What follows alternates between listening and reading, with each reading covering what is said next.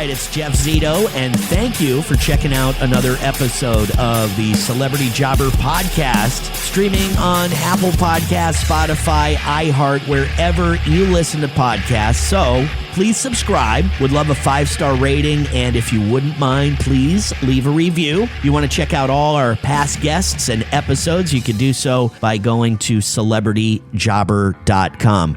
It's pretty simple. We talk to celebrities and we find out a little bit about them before they were famous, because everybody's got a story and everybody had life before fame. There were very few celebrities that were born into it, you know.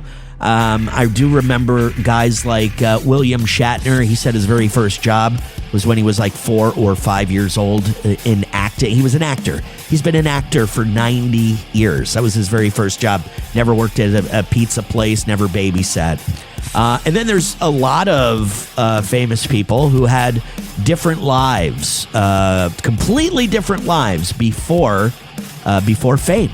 And that's what we try to expose here on the Celebrity Jobber Podcast. By the way, you can follow us on Instagram, celebrity_jobber_podcast, or our YouTube channel, which is youtube.com/the@celebrityjobber. You might have heard of the name John Corabi for the very first time in the early 90s when he replaced Vince Neil for one album in the band Mötley Crüe. It was kind of a big deal, okay? But you might also know John Corabi from bands like The Scream or Union, Brides of Destruction. He played in the band Rat for a few years, and of course the Dead Daisies have been a super group that John's been in for like the last 10 plus years. John has his first solo album dropping on April 24th. It's called New Day. The first single is When I Was Young, and definitely struck a chord with me when I first heard it. We'll talk a little bit about John Corabi, his family, how did he get into music, his big break, his first job, all about singer-guitarist John Corabi, my guest this week on Celebrity Jobber.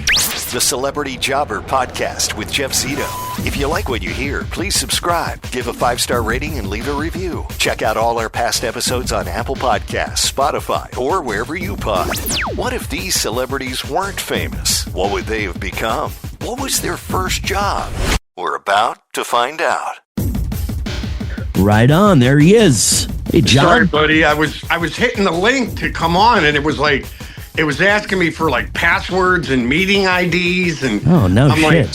So I just kept hitting it again, and then finally it went through. Anyway, I apologize for being late. Let me tell you something, John. I've been in this business for 30 years, and I have come to know something called rock and roll time. So you being 3 minutes late is actually being 15 minutes early in my book. So, well, you know, the only drag about that is I'm looking at the amount of interviews I have and how they scheduled them. So 3 minutes late means that we've only got 27 minutes. So I'm just trying to be respectful. Well, listen, man, it's great seeing you again. It's been a long time, and I'll remind you, you were in the studio with me probably about 10 years ago, Dead Daisies, Revolucion album, and you were playing in town. I was in Fort Myers, Florida at the time, and we had a blast with you guys. And that's when I believe we were on tour with Whitesnake. Really? Okay.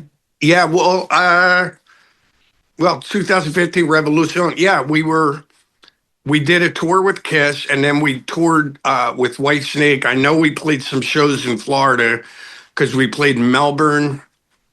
Anyway, it was with Whitesnake, but yeah, that's 11 years ago, pal. Long time. I know. It's crazy. So getting into the new song, by the way, new album, which is called New Day, drops on April 24th, and you can pre-order that right now at johncorabi.com.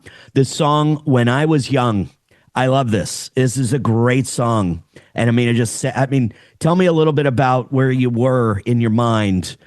You write this song. Where were you in this place of reminiscing about the old days? It was funny. Marty and I we have this odd process. We sit around with acoustic guitars first and kind of try and map out the songs. And, we're scatting, throwing melody ideas at each other. And it was Marty actually that came up with, when I was young, so I was like, oh, that's cool. So wrote it down. And honestly, I came home and I can't explain it because there's sometimes I work on lyrics and it's like pulling your hair out, trying to get the right. But it was weird. I just sat there and I pictured when I was young, like I just pictured a guy thinking back at all the things he's done right, all the things he's done wrong, and where he is right now. Right. And then we took it a step further because the last verse we kind of changed as I was singing it. And Marty and I both have, we have sons and daughters, but our sons are very, like, my son plays drums. He's played in my solo bands in the past. And that's cool. Marty's son played drums on my whole solo record. But he helps Marty with the recording process. He's he's great with the Pro Tools stuff. Right. And we're constantly giving them advice. So if you listen to the last verse of it, it's this guy reminiscing. And in the last verse, he says, "Can you hear me, son?"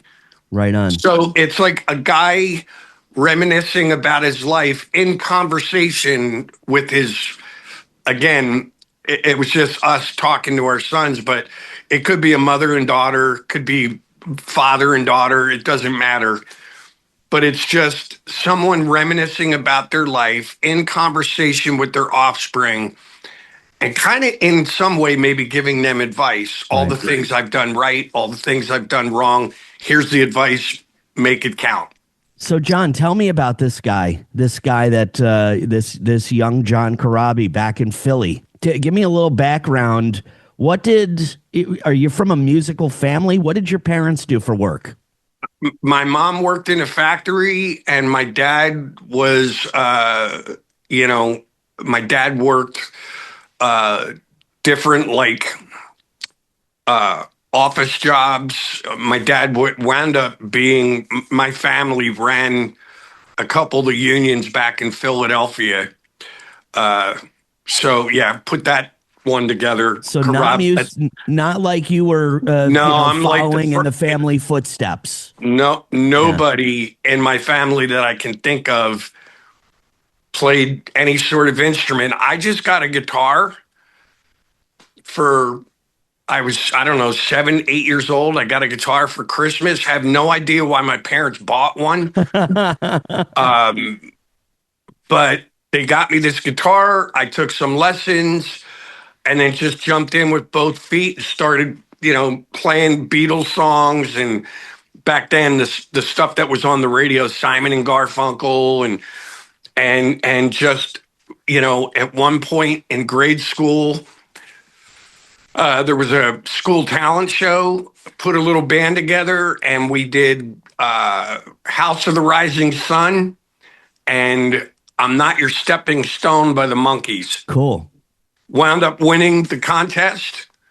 My dad took us for pizza afterwards, and I was off to the races at that point. The Celebrity Jobber Podcast with Jeff Zito. The Celebrity Jobber Podcast with Jeff Zito. So when did you decide that you wanted to make a career out of music? Because obviously the talent show is cool and that's a lot of fun and you're young and you're eating pizza and celebrating. But at what, when you got a little older and, you knew you had to get out there and make a living, did you have an alternate plan? Was music always the plan or was it a hobby? Where were you right around 18, 19 years old? Well, obviously I did the cover path, being from Philadelphia, New Jersey, all those clubs back there back in I'm going back to mid to late 70s. it was all about covers and bands that were doing tribute acts, like if you did 4 sets a night and you did 3 sets of covers, and then your last set was like, oh, we're going to do a set of Zeppelin or Aerosmith or whatever. And so I started doing that when I was like 16, 17 years old, and, making decent money at it. I mean, back then, I don't think I ever had a job. It was more about like going out and playing music. And I was making, at 16, 17, 18, 19 years old, I was making back in the 70s, $600-700 a week cash. Wow. You know what I mean? It was good money. Big money. So, but I was also a bit of a music nerd, like I had the posters of Robert Plant and Aerosmith and David Bowie, and you're sitting looking at these record covers and you're seeing, songs like Black Dog or Rock and Roll, like written by Jimmy Page, Robert Plant, Jimmy Page, Robert Plant, John Paul Jones. You're like, I need to learn how to do that. Right. And I just said, all right, I'm going to start. I like it. So at one point, I just said, I'm done. I don't want to do the covers anymore. I want to write my own music. And it was very crude, like the beginning of my original path was not smooth. Right. But, the more you do it, the better you get at it. The older you get, the more stuff you have to talk about lyrically. So it just, it took forever. But,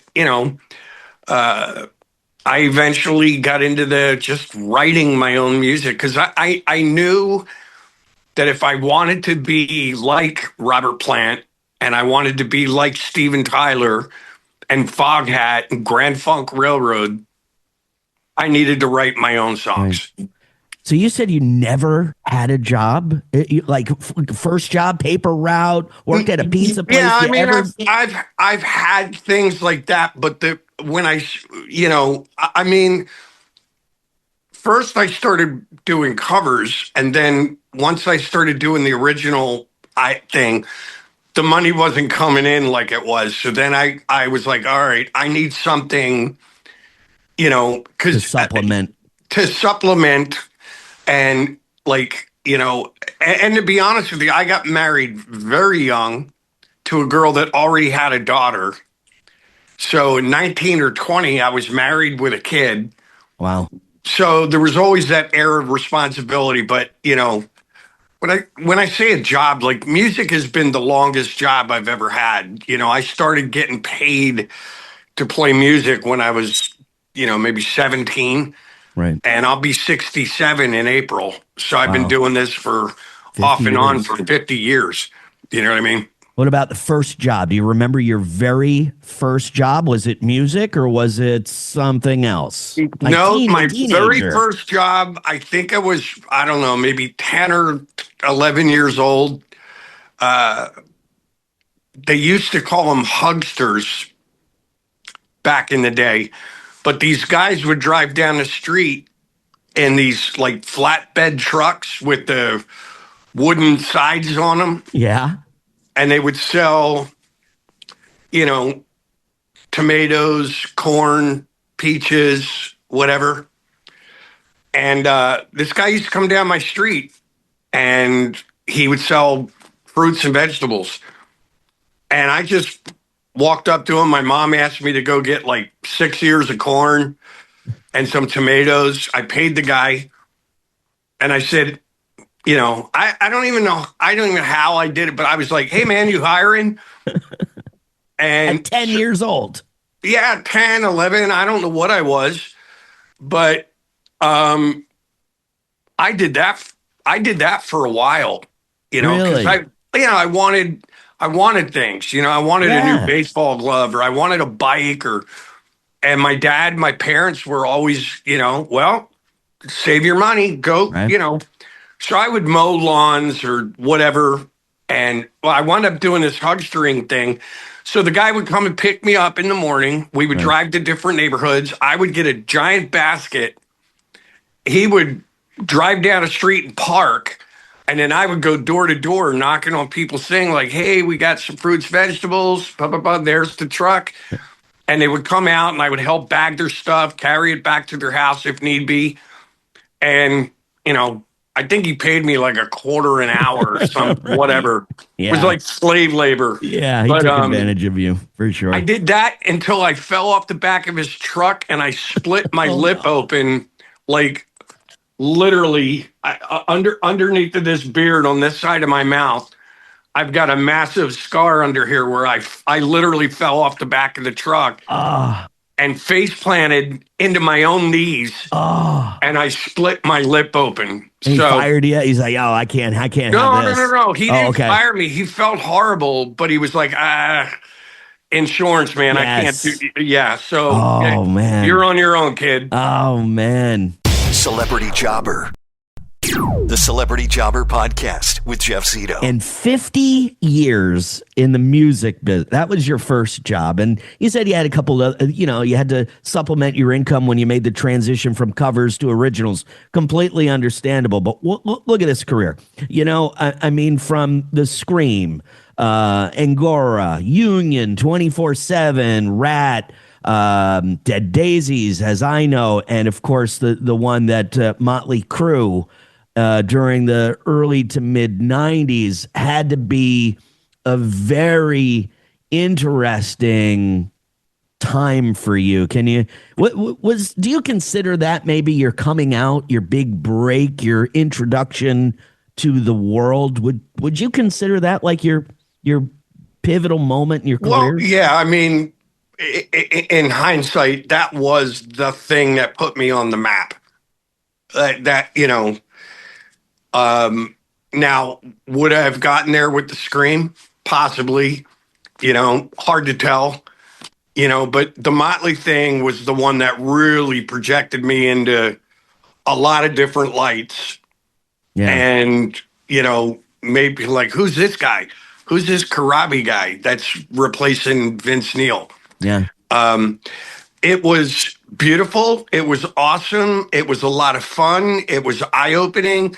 But to some degree, not to be negative, it was a bit of a curse as well because, even still to this day, that's what people want from me.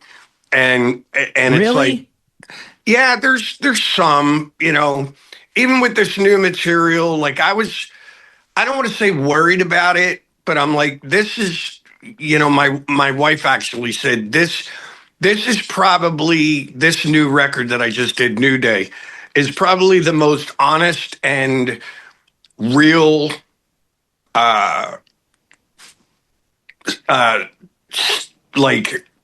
statement from John Corabi. All the other things that I've done, it was me catering. Like I might have an idea, but I had 3 or 4 other people in the band that I had to compromise and change things for. And this is just me being me.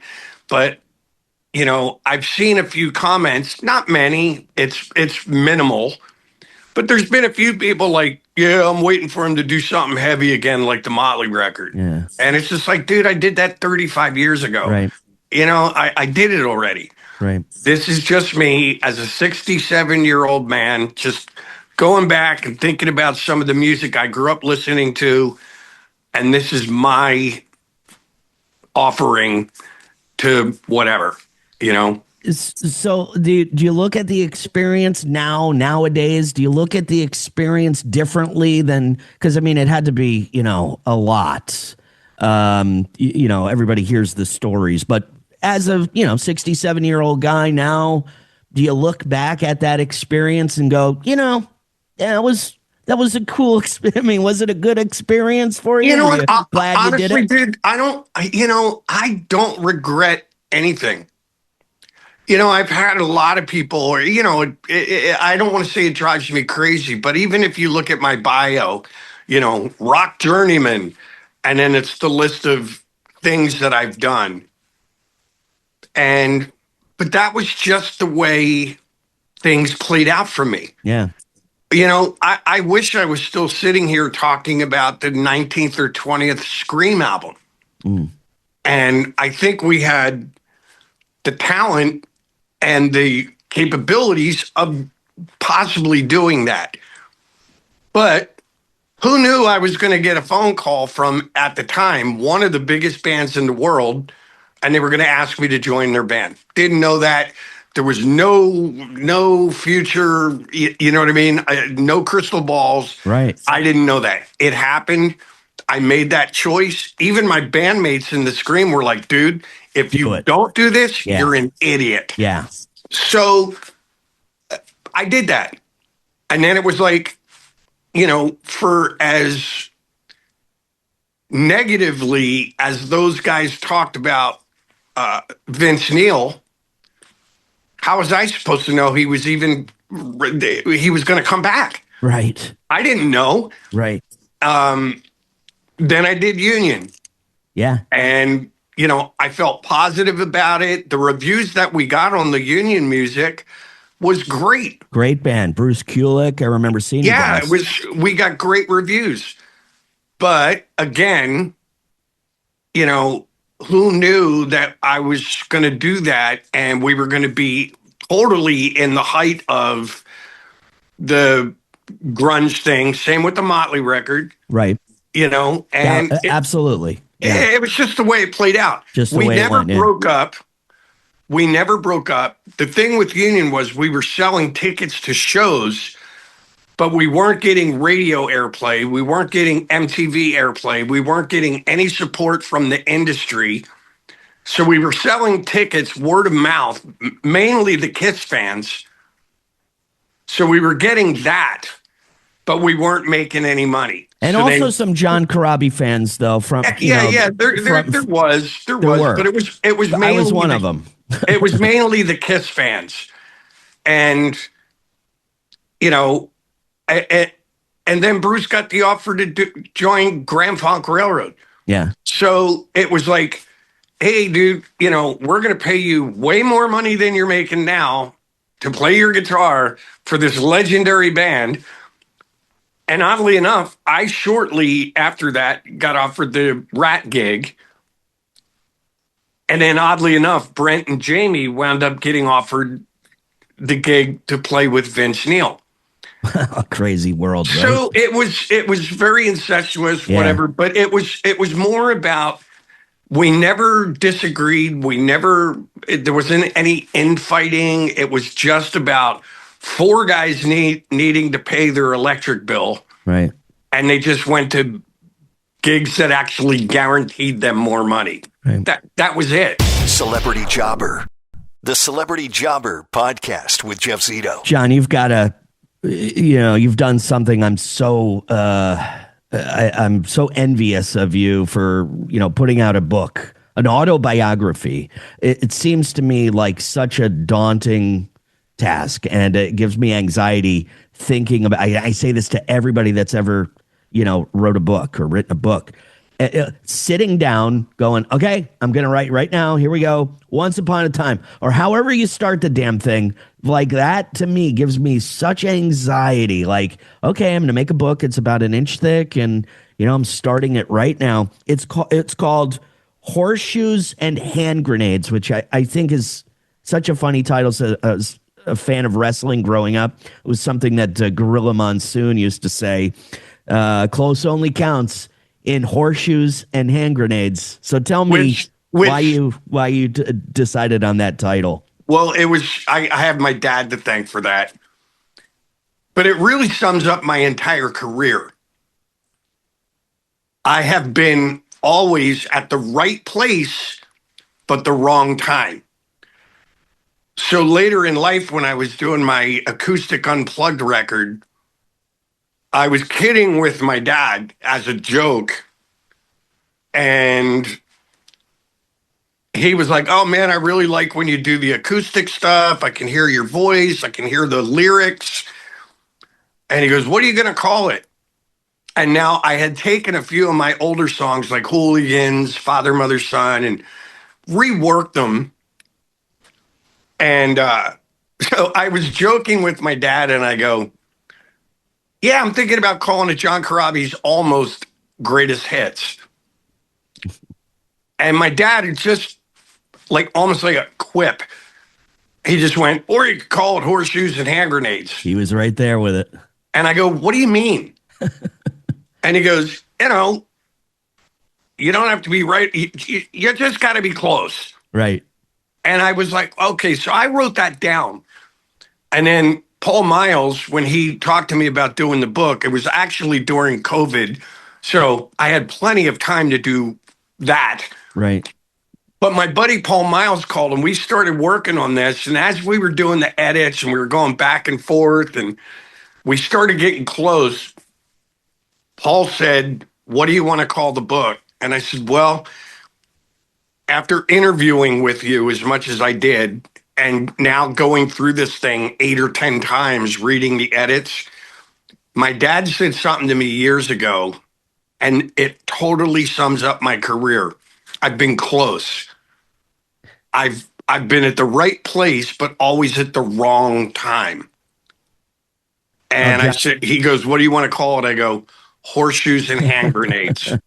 And he just started laughing. He goes, that's perfect. It's a great title, but let me just say this, an outsider looking in, there's all levels. This business is so crazy and there's all different levels. There's the Michael Jackson level, and then there's the, cover band level. And then there's, a lot of in between. And I think, you have a lot to be proud of, your career, Brides of Destruction. I mean, some really great stuff. And I just wanted everybody to know this new album. It's called New Day, April 24th. You can pre-order it on johncorabi.com. When I Was Young, the first single just came out a couple of days ago, really got me, really resonated with me. And I again, for Dead Daisies, I was such a big fan of those guys too. You've got an incredible, body of work. And to the Mötley Crüe thing to me was just, that's what introduced John Corabi to me. And going, I didn't stop there. I didn't stop at Hooligan's Holiday. I kept going. And I think there's a lot of us out there, a lot of people out there. So, close, horseshoes and hand grenades, only counts, close only counts. I still think, you've got a lot to be proud of and an incredible body of work. I appreciate, and you know what? That's one of the things that I've learned in hindsight now, looking back. I get it. I am truly very blessed to be able to sit here and talk to you about my 19th record. Wow. I've had a record deal with The Scream. I had a record deal with Mötley. I had a record deal with Union. I had a record deal early on with, Rat Pack Records when I did my first 2 solo records. Now I'm being offered another one. And I do realize that there's people out there that are a million times more talented than me that never got one record deal. So on that part, I'm very truly feel very blessed. But when I say close, I'm just it's really funny. Close to some big shit. Yeah. Yeah, I've just been like right there where I could almost reach the brass ring to becoming, for lack of a better term, more of a household name. Right. You know what I mean? But now it's like, I've just kind of resolved myself like, hey, just do the best you can. Just keep putting out music. And hopefully, this, you can do what you can. But 50% or more of this business is being at the right place at the right time and luck. No doubt. So hopefully this record is the one that makes the statement for me. johncorabi.com, new album called New Day, April 24th, new single, When I Was Young. I urge everybody to check it out. A pleasure as always, John. Thank you so much. Thank you, brother. I appreciate it. Keep waving the flag. We all need it. You got it, my man. Thank you. All right, buddy. Thank you. Bye-bye. Bye-bye. I'll tell you what, pretty crazy that no musical family members. John Corabi came from a very blue-collar working man's family in Philadelphia, Pennsylvania. And he said one Christmas or birthday, something like that, he just got a guitar. That he didn't want it. He didn't ask for it. He just one day for Christmas present, he got a guitar. And that was, I guess, it. It kind of grew on him, and then he just listened to rock and roll, and that was it. I thought that was kind of funny. It was like, you know what? One day I got a guitar for Christmas. So, when talking to John about all of the different bands that he was in, obviously there is that one band that introduced him, to the world, and that would be Mötley Crüe, when he replaced Vince Neil for that one Crüe album in the early 90s. And even though John says, I don't regret anything, I asked him if it was a good experience, and he's like, I don't regret anything that I've done. I do see maybe a little bit of resentment from John as he says that's what everybody wants out of him, maybe to play that Mötley Crüe song, Hooligan's Holiday. But I did sense a little bit of maybe resentment because the guy's got a tremendous body of work. And, everybody wants to hear the Mötley Crüe thing, which lasted like a second in his career. His first job, and I've never heard of a hugster before. Okay, he was, I guess, selling fruit. I guess if you watch Rocky, you'll see these guys in Philly on the side of the road with like a fruit truck, and I guess as a kid, John said he was like 10, 11 years old, kind of selling fruit from the back of a guy's truck, and he did it for years, and they called it a hugster, which I had no idea that even had a name.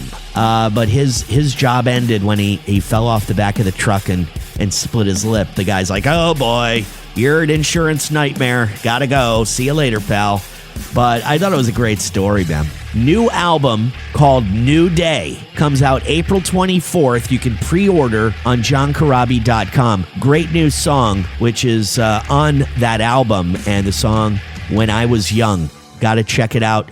johncorabi.com. Great story. Good guy. Very talented. Not a journeyman, which is what he said people described him as. So thanks again for checking out another episode of the Celebrity Jobber Podcast, streaming everywhere. So please subscribe. Would love a 5-star rating. And if you could please leave a review, that would be awesome. Past guests and episodes online at celebrityjobber.com. Who knows what would have happened to these celebrities if, fame never happened. Maybe John would be playing covers. Maybe John would be in a cover band somewhere. I'm definitely sure he wouldn't still be a hugster. Definitely outgrew that job, that's for sure. But, got that call from Mötley Crüe out of the blue back in the early 90s, and that introduced him to the world. Once again, thank you for checking out another episode of the Celebrity Jobber Podcast. And until next time, I'll see you then. I'm Jeff Zito.